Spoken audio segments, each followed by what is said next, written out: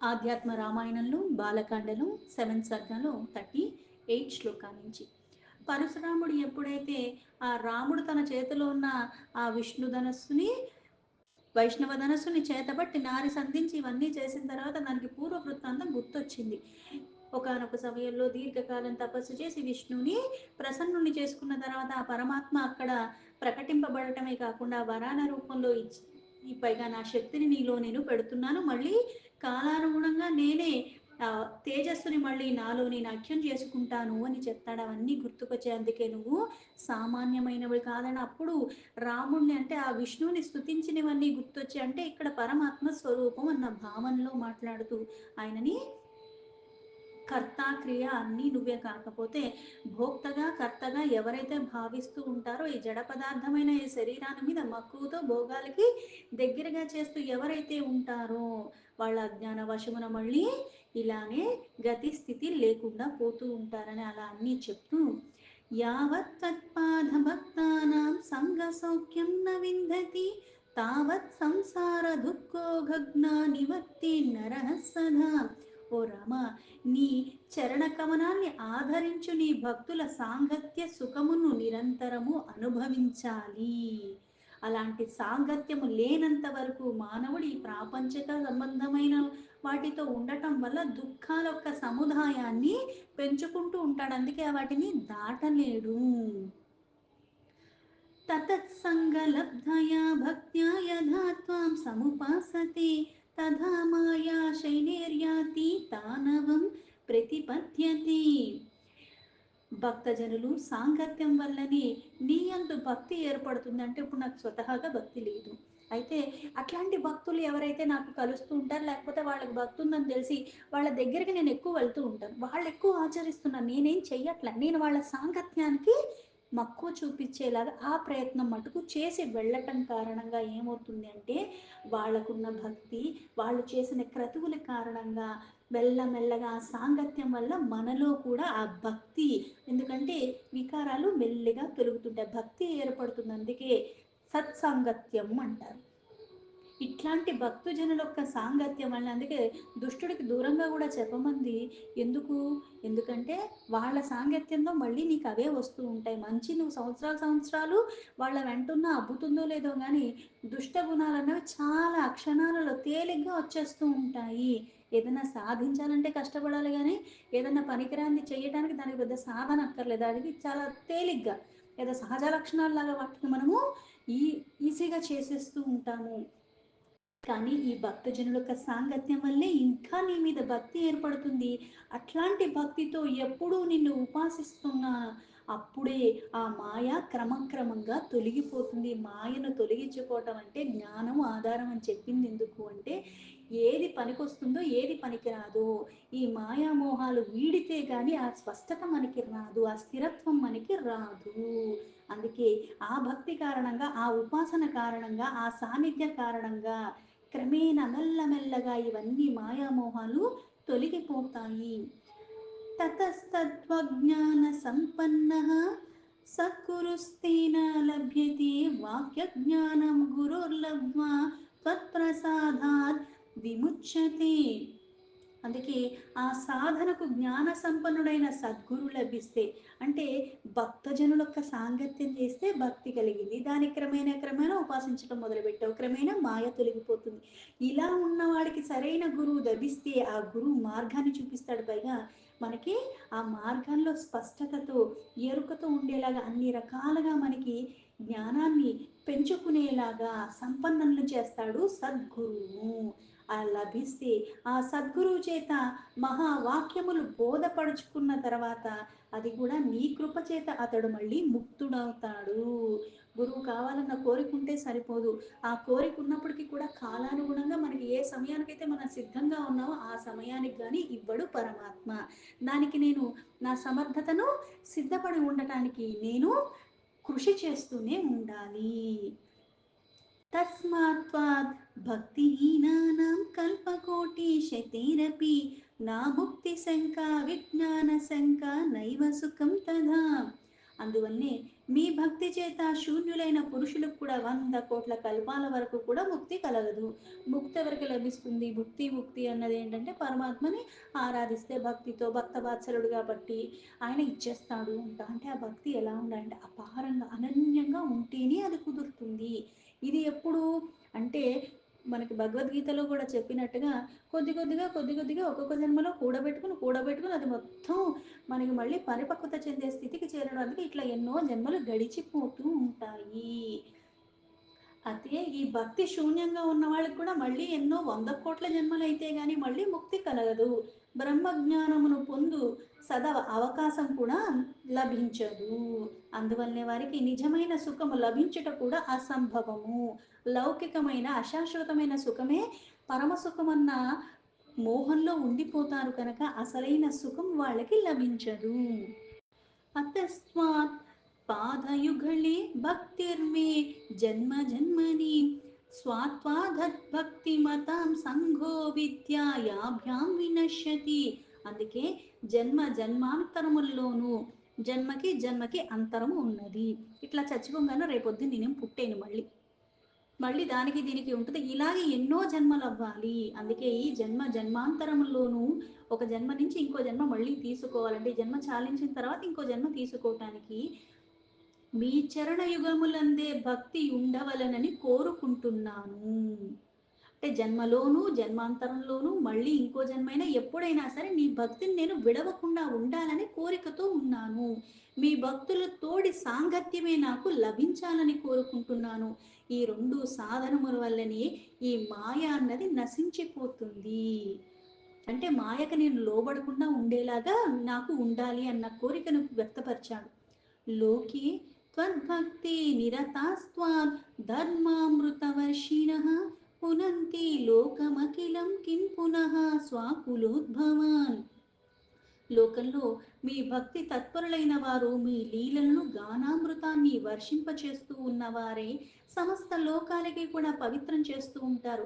అటువంటి భక్తుజనులు లోకంలో పునీతములు చెయ్యగలిగిన వాళ్ళు తమ వంశీయుల్ని ఉద్ధరించుతారని ప్రత్యేకంగా ఇంకా చెప్పాల్సిన పనులంటే తనకి సంబంధం లేని వాళ్ళే ఉద్ధరిస్తూ ఉన్నవాళ్ళు ఇంకా వాళ్ళ వంశంలో ఉన్న వాళ్ళంటే ఆ ఇంట్లో నువ్వు పుట్టడం కారణంగా తర్వాత తరాలు దానికి ముందు పుట్టిన 7 తరాలు గతించిన పోయిన వాళ్ళు కూడా అందరూ తరించిపోతారు. నమోస్తు జగతాం నాథ నమస్తే భక్తి భావన నమః కారుణికానంత రామచంద్ర నమోస్తుతే. ఓ జగన్నాథ అంటే జగత్తుకే నాథుడు నీకు నేను నమస్కరిస్తున్నాను. భక్తి భావన భక్తితో తెలుపబడినట్టుగా నీకే అంటే ఇక్కడ నమస్కారాలు అందరూ చేస్తారు కానీ సంస్కారంతో చేసింది అలాగే అయిష్టంగా చేసింది భక్తి ప్రపత్తులతో తన్మయత్వంతో చేసింది తేడా ఉంటుంది. అందుకే భక్తి భావనతో నీకే నమస్కరిస్తున్నాను. అందుకే కరుణామయ అనంత నీకే నేను నమస్సు అంటే ఇక్కడ నా మనసు అలాగే నా శరీరం అన్నీ నువ్వే అన్న భావనతో నీకే నేను ఆశ్రయించి ఉన్నాను, నిన్నే నేను నమ్ముకుని ఉన్నాను అన్నట్టుగా. అందుకే ఓ రామచంద్ర పదే నేను నీకే నమస్కరిస్తున్నా అంటే నన్ను నువ్వు తప్పితే ఇంకెవరు ఉద్ధరించలేరు, నాకు నువ్వే దిక్కు అన్న భావనతో. దేవా యద్యత్కృతం పుణ్యం మయా లోక జిగీసయ తత్సర్వం తవ భానాయ భూయాద్ రామ నమోస్తుతే. ఓ దేవా, నేను పుణ్యలోక ప్రాప్తిని ఆశించి చేసిన పుణ్యమంతయు మీ బాణములకి లక్ష్యము అగుగాక. రామా నీకు నమస్కారం. ఏదైతే అక్కడ ఆ వైష్ణవ ధనస్సును ఎత్తిపెట్టి నారిని సంధించి నువ్వు తొందరగా చెప్పు, ఎందుకంటే నీవు ఇప్పుడు దాకా పుణ్యక్రతువులు చేసి సంపాదించుకున్న పుణ్యాన్ని తొలగించి ఆ పుణ్యలోకాలు వెళ్ళాల్సిన గతిని తొలగించైనా లేకపోతే ముల్లోకాలు సంచరించే ఆ గతిని తొలగించన ఈ రెండిట్లో ఏదో ఒకటి తొందరగా చెప్పు అని అడిగాడు. అందుకే నువ్వే ఆ పరమాత్మ అంశమని నేను ఇప్పుడు తెలుసుకున్నాను అని నువ్వే సర్వము అని చెప్పి ఇప్పుడు ఈ బాణం దేని మీద వెయ్యాలి అన్నది చెప్పాడు. పుణ్యలోక ప్రాప్తి ఆశించి చేసిన పుణ్యమంతా కూడా నీ బాణాన్ని లక్ష్యం చేసి వెయ్యి అది తొలగిపోయేలాగా. అంటే ఇప్పుడు జన్మాంతరంలో కూడా నీ చరణ కమనాలందే భక్తి ఉండేలాగా అంటే ఆ క్రతువులందే మళ్ళీ ఇవి ఉంటే ఎక్కడ మళ్ళీ అక్కడి నుంచి వైదొలుగుతాను అని అదే తొలగించమని అడిగాడు పరశురాముడు. తతః ప్రసన్నో భగవాన్ శ్రీరామః కరుణామయః ప్రసన్నోస్మి తవ బ్రాహ్మణ్యత్యే మనసి వర్తతే దాస్యే తదఖిలం కామం మా కురుష్వాత్ర సంశయం తతః ప్రీతేన మనసా భార్గవో రామమబ్రవీత్. అంత కరుణామయుడైన రాముడు ఆనందంగా ఇట్లా మళ్ళీ పరశురాముడితో అన్నాడు, "ఓ బ్రాహ్మణోత్తమ, నేను ప్రసన్నుడైనాను. నీ హృదయంలో గల కోరికలన్నిటినీ కూడా నేను ప్రసాదిస్తాను, అందులో సందేహమేమీ లేదు" అని ప్రసన్న చిత్తుడై ఆ పరశురాముడితో మళ్ళీ ఇట్లా చెప్పగానే ఆ పరశురాముడు మళ్ళీ ఇట్లా అంటున్నాడు, యది మే అనుగ్రహో రామ తవాస్తి మధుసూదన త్వద్భక్తి సంగత్వాత్ పథే దృఢా భక్తి సదాస్తు మే. ఓ మధుసూదన రామ, నా యందు నిజంగా నీకు దయ కలిగి నా మీద చూపించాలనుకుంటే నీ భక్తిలో సదా ఉండేలాగా, ఆ భక్తుల సాంగత్యమే నాకు కలిగేలాగా, నీ చరణ కమలాల యందే నా దృఢమైన భక్తి నిలుచుకుని ఉండేలాగా నన్ను కరుణించవా అన్నాడు. మనం నిజంగా నేను అది చేశాను, ఇది చేశాను, ఇది చదవగలిగాను, అది చదవగలిగాను, ఇది చేసేసాను అని అనుకుంటాం, కానీ అక్కడ అనుగ్రహం ఇస్తున్నాడు కాబట్టి అది నేను చెయ్యగలిగాను, లేకపోతే అది మనకి సాధ్యం కాదు. ఆ కృప ఉన్నది ఉండాలి. నేను కాబట్టి చేశానన్న అహంకారం ఉన్నంత వరకు మనకి ఏదీ లభించదు. స్తోత్రమేతత్ పఠేద్యస్తు భక్తిహీనోపి సర్వదా త్వద్భక్తి తస్య విజ్ఞానం భూయాదంతే స్మృతిస్తవ. ఈ స్తోత్రముని ఎవరైనా సరే చివరి వరకు, అంటే భక్తిహీనుడైన పురుషుడు కూడా చదివితే, అంటే భక్తి ఉన్నవాడు చదివితే ఎక్కువ ఫలితం వస్తుంది. భక్తి లేనివాడు చదివినప్పటికీ దీని మీద నమ్మకం లేకపోయినా ఏదో ఒక వాక్యం అన్నట్టుగా, అందుకే భక్తిహీనుడైన వాడు చదివినా అతనిలో సర్వదా మిమ్మల్ని గురించిన భక్తే కుదురుకుంటుంది. అంటే భక్తి లేనివాడు చదివినా రాముడి మీద భక్తి కుదురుకుంటుంది, అంటే పరమాత్మ మీద భక్తి కుదురుకుంటుంది. భక్తితో చదివితే ఇంకెంత కుదురుకుంటుంది. అందుకే దాని ప్రభావం, నీ దయ సాకార తత్వ స్వరూప జ్ఞానము ప్రాప్తిస్తుంది, అంటే అసలైన పరమాత్మ తత్వ జ్ఞానము లభిస్తుంది. తద్వారా మరణ సమయంలో మళ్ళీ నీ స్మృతే లభిస్తుంది. మనం ఎన్ని సాధనలు చేసినా సరే మరణకాలం ఆసనమైనప్పుడు నేను ఎప్పుడు చచ్చిపోతాను ఎలా తెలుస్తుంది? తెలియదు. ఈ క్షణం బాగానే ఉన్నాను, మరుక్షణం ఏమవుతుంది ఎవ్వరికీ తెలియదు. అంచుల దాకా వెళ్ళిపోతాం, మళ్ళీ వెనక్కి వస్తామో లేదో అన్నది కూడా తెలియదు. కానీ ఆ స్మరణ అన్నది రావాలి అంటే నిత్యము నిరంతరము ఆ చింతతో ఉంటే కానీ కుదరదు. మళ్ళీ పరమాత్మ అనుగ్రహిస్తే తప్పితే ఆ ధ్యాస మళ్ళీ దాని మీద ఉండదు. అందుకే ఇలా మూర్ఖుడైనా సరే ఇది చదివిన కారణంగా ఏమవుతుంది అంటే మరణకాలంలో నీ స్పృహ లభిస్తుంది వాడికి. తదేతి రాఘవేణోక్త పరిక్రమ్య ప్రణమ్యతం పూజితస్తదనుజ్ఞాతో మహేంద్రాచలమన్వగాత్. తదనంతరం రామచంద్రుడు అలానే తదాస్తు అన్నాడు. అంతటా పరశురాముడు ఆ రాముడికి ప్రదక్షిణ చేసి నమస్కరిస్తూ, ఓ రామచంద్ర ప్రభు చేత పూజింపబడిన ఆ స్వామి ఆదేశంతో మళ్ళీ పరశురాముడు మహేంద్ర పర్వతం వైపుగా వెళ్ళిపోయాడు. రాజా దశరథో హృష్టో రామమృతమివాగతం ఆలింగ్యాలింగ్య హర్షేణ నేత్రాభ్యాం జలముత్సృజత్. అప్పుడు దశరథ మహారాజు శ్రీరాముడు మృత్యుముఖం నుంచి బయటపడ్డాడని ఆనందంతో ఎంతో సంతోషించి ఎన్నోసార్లు రాముణ్ణి కౌగిలించుకున్నాడు. అతని నేత్రాల ఆనంద బాష్పాలతో నిండిపోయాయి. తతః ప్రీతేన మనసా స్వస్య చిత్తః పురం యయౌ రామలక్ష్మణ శత్రుఘ్న భరత దేవ సంహితాః స్వాం సాంభార్యాముపాధాయ రేమిరే స్వస్వమందిరే. తర్వాత వారందరూ కూడా చాలా ఆనందమైన మనస్సులతో ప్రశాంత చిత్తాలతో హాయిగా ఆ ప్రయాణం కొనసాగించి మొత్తానికి అయోధ్య నగరానికి చేరుకున్నారు. అక్కడ రామలక్ష్మణ భరత శత్రుఘ్ను వాళ్ళ వాళ్ళ భార్యలతో ఆ దేవ సదృశులైన వాళ్ళ వాళ్ళ భవనాలలో ఆనందంగా ఉండటం కొనసాగించారు. మాతా పితృభ్యాం సంపృష్టో రామ సీతా సమన్విత రేమే వైకుంఠ భవనే శ్రీయా సహ యథా హరి. సీతతో కలిసి శ్రీరామచంద్రుడు తన తల్లిదండ్రులకి ఆనందంగా, ఆ విష్ణు భగవానుడు వైకుంఠంలో లక్ష్మీదేవితో ఉన్నట్టుగా ఈయన కూడా సీతాదేవితో విహరిస్తూ ఆనందంగా కాలాన్ని ఆ అయోధ్యలో గడుపుతున్నారు. యుధాజిన్నామ కైకేయి భ్రాత భరతమాతులః భరతం నేతుమాగచ్య స్వరాజ్యం ప్రీతి సంయుతాః. ఒకానొక సమయంలో కైకేయి యొక్క సోదరుడు భరతుడు మేనమామ యుధాజిత్తు అక్కడికి వచ్చి అతడు ప్రేమతో భరతుణ్ణి తన ఇంటికి తీసుకుని వెళ్ళాలనుకున్నాడు. प्रेषयामास भरतं राजा स्नेहसमन्वितः शत्रुघ्नं चापि सम्पूज्य युधाजितामरिन्दमः శత్రుధమనుడైన దశరథ మహారాజు యుధాజిత్తుని సత్కరించి విధి విధానంగా అంతా చేసిన తర్వాత ప్రేమతో ఆయనకి బోర్డు సమర్పించుకున్నాడు.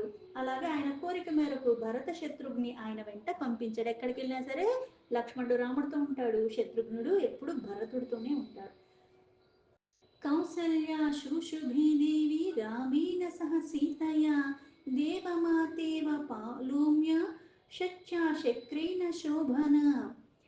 సీతారాములతో కలిసి కౌసల్యాదేవి సచీ పురంధరులతో ఉన్నట్టుగా అదితిలాగా శోభయమానంగా ఆనందంగా ఉన్నది.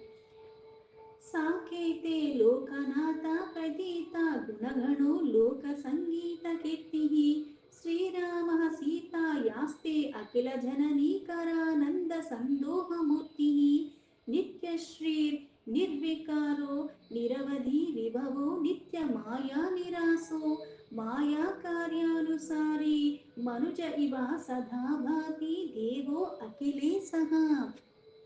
అయోధ్యలో శ్రీరాముడు సీతాదేవితో కలిసి విరాజమానుడిగా ఆనందంగా కాలం గడుపుతున్నాడు. అతడు బ్రహ్మాది సకల లోక నాయకుల్లాగా ప్రసిద్ధమైన తన గుణగణాలు కలిగి ఉన్నవాడు.